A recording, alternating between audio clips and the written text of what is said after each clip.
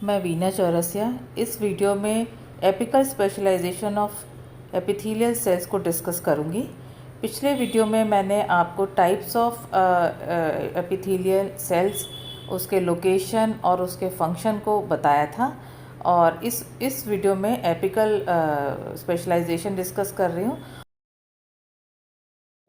इस वीडियो को मैं फुल स्क्रीन या फिर कंप्यूटर स्क्रीन पर देखने की सलाह देती हूँ, जिससे आप डायग्राम के माइन्यूट डिटेल्स को देख पाएं।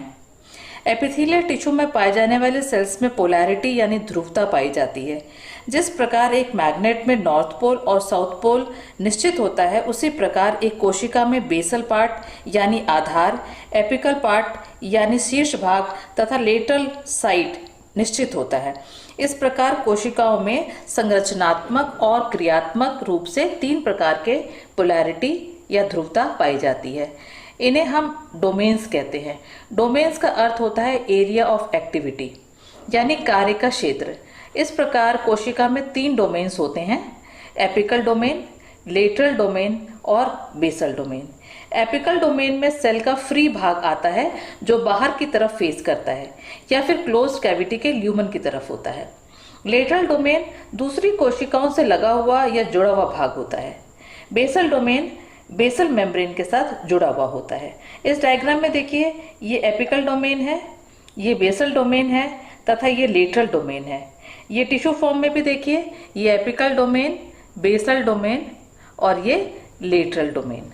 सबसे पहले हम एपिकल डोमेन के स्पेशलाइजेशन को देखते हैं, यानी शीर्ष भाग में जो विशिष्टीकरण मिलता है उसे देख लेते हैं। इसमें सबसे पहले आता है माइक्रोविलाई। एक कोशिका में लगभग 3000 माइक्रोविलाई हो सकते हैं। इसकी लंबाई 1 से 2 माइक्रोमीटर की होती है तथा इसका डायमीटर 0.1 से 1 माइक्रोमीटर का हो सकता है। ये बेसिकली सेल के सरफेस को बढ़ा देते हैं, सरफेस एरिया को बढ़ा देते हैं। इन सेल्स का जो फंक्शन होता है, मतलब जिसमें माइक्रोविलाइज मिलती हैं जिन सेल्स में, उनका मेन जो फंक्शन होता है वो एब्जॉर्प्शन या सिक्रीशन होता है। इनमें किसी भी प्रकार का एक्टिव मूवमेंट नहीं होता है। दूसरे टाइप का एपिकल स्पेशलाइजेशन है स्टीरियोसीलिया। ये एक सेल में 50 से 100 तक की संख्या में हो सकते हैं। इनमें भी किसी प्रकार का एक्टिव मूवमेंट नहीं होता है। इनका फंक्शन एब्जॉर्प्टिव और सेंसरी होता है। तीसरे टाइप का जो स्पेशलाइजेशन है वो है सीलिया। ये एक सेल में करीब 300 तक हो सकते हैं तथा इनकी लंबाई 7 से 10 माइक्रोमीटर की होती है और इसका डायमीटर 0.2 माइक्रोमीटर का होता है। ये एक्टिव मूवमेंट करने में सक्षम होते हैं। ये ट्रैकियल एयरवेज को क्लियर तथा म्यूकस को मूव कर सकते हैं तथा ओविडक्ट में ओवम के ट्रांसपोर्टेशन में भी इनका रोल होता है। चौथे प्रकार का एपिकल स्पेशलाइजेशन है फ्लैजिला। ये जनरली एक कोशिका में एक ही होता है, पर कई बार एक कोशिका में 2 भी पाया जा सकता है।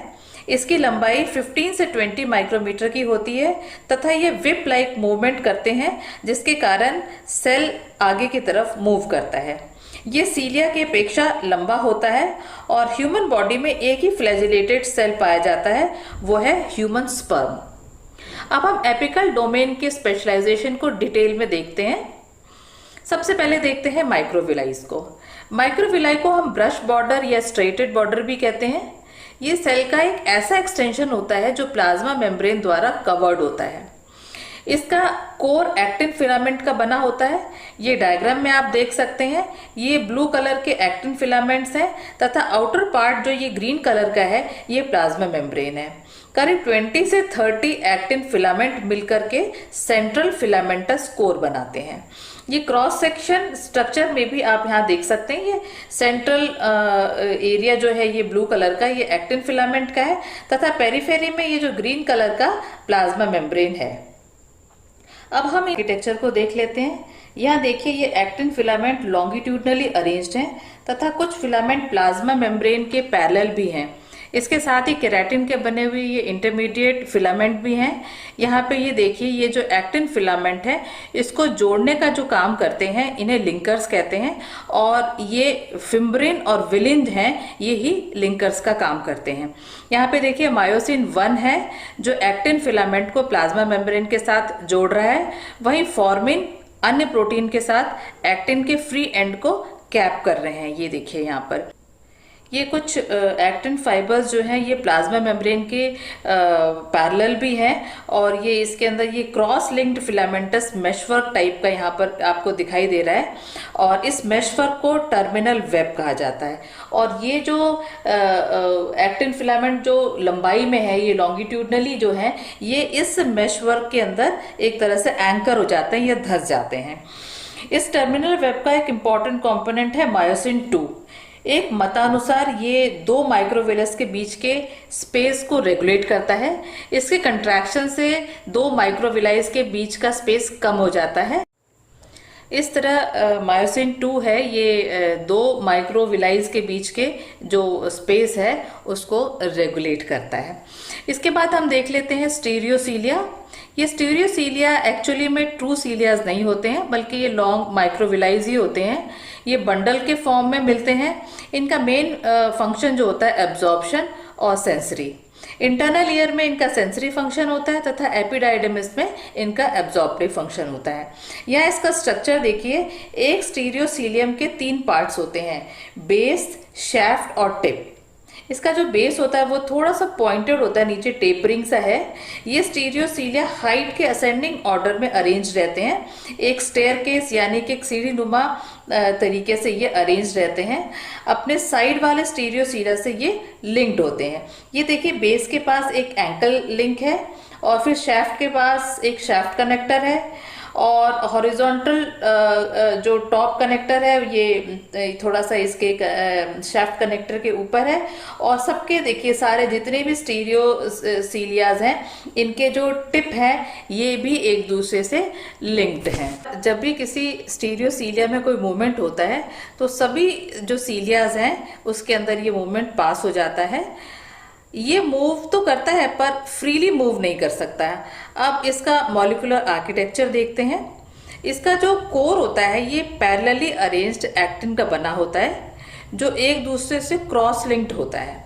ये एक्टिन फिलामेंट सेल के टर्मिनल वेब में एंकर्ड होता है।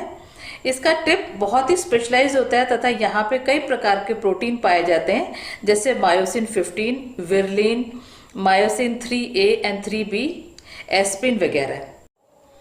स्टीरियोसीलियाज के बाद हम सीलिया का स्ट्रक्चर देख लेते हैं। सीलिया भी मेम्ब्रेन कवर्ड एक्सटेंशंस होते हैं और ये वेव के फॉर्म में मूव करते हैं। इनका मेन फंक्शन होता है ट्रैप्ड मटेरियल और म्यूकस को मूव करना। जिन एपिथेलियम के ऊपर सीलिया पाया जाता है उन्हें सीलिएटेड एपिथेलियम कहते हैं, और सीलिएटेड सूडोस्ट्रेटिफाइड एपिथेलियम रेस्पिरेटरी ट्रैक्ट में मिलता है, और ciliated simple columnar epithelium oviduct में मिलता है।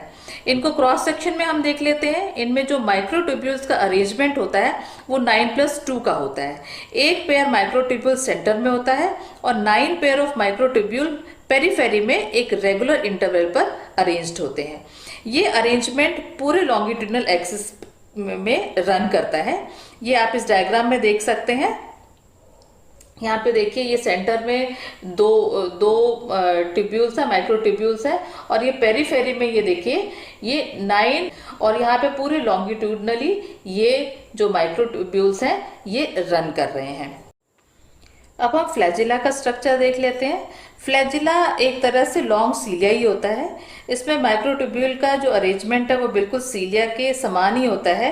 यहाँ आप देख सकते हैं सेंटर में एक पेयर माइक्रोट्यूब्यूल है और बाहर की तरफ पेरिफेरी की तरफ 9 पेयर्स ऑफ माइक्रोट्यूब्यूल्स हैं। यहाँ पर अभी जो अरेंजमेंट होता है वह 9+2 होता है, लेकिन बेसल बॉडी में आप ये देखिए यहाँ पे 9+0 अरेंजमेंट होता है, और पेरिफेरी में 3 माइक्रोट्यूब्यूल का 9 सेट है, और सेंटर में किसी भी प्रकार का माइक्रोट्यूब्यूल नहीं है। तो माइक्रोविलाइज, स्टीरियोसीलिया, सीलिया और फ्लैजिला ये थे एपिकल डोमेन के स्पेशलाइजेशन। नेक्स्ट वीडियो में हम लेटरल स्पेशलाइजेशन और बेसल स्पेशलाइजेशन को डिस्कस करेंगे। Thank you.